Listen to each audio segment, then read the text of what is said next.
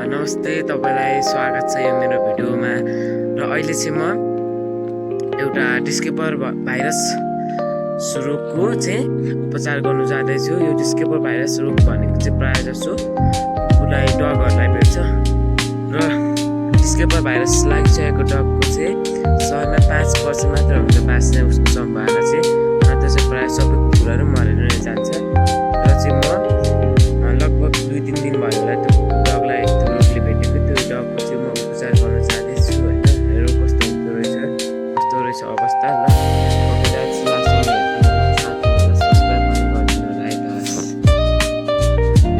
Guys घर चाहिँ हजुरको यही रहेछ।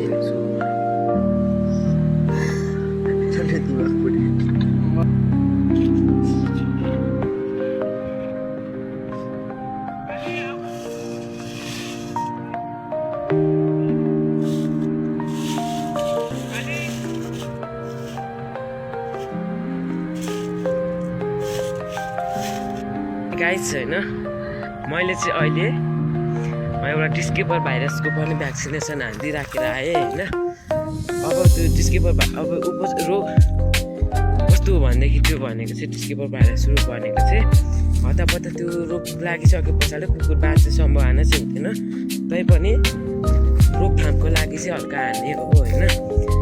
मैले चाहिँ त्यो पनि गरेर आएँ। र यता यहाँ हजुरबाको कुकुरले चाहिँ डाइरिया गर्दा रहेछ, एन्टी डाइरिया। अनि त्यसको लागि चाहिँ यसो हेरेर मात्र आएको औषधि मिलाएर भरेदेखि कुरा लिन आउनुहुन्छ होला। ओके, कुरा त्यही हो गाइस। अनि अर्को कुरा के हो भन्दाखेरि तपाईँको गाउँघरमा पनि डिस्केपर भाइरसले कुकुरलाई सताइ नै रहेको होला। तपाईँको त्यो कुकुरलाई चाहिँ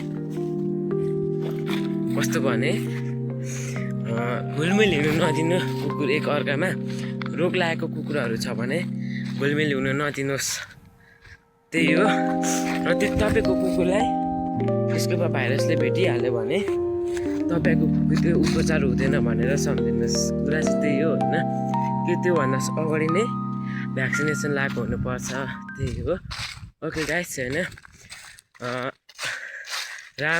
राईहरू मान्छेलाई एक लाइक एक कमेन्ट अनि सब्सक्राइब गरिदिनुहोस् हस् त बाई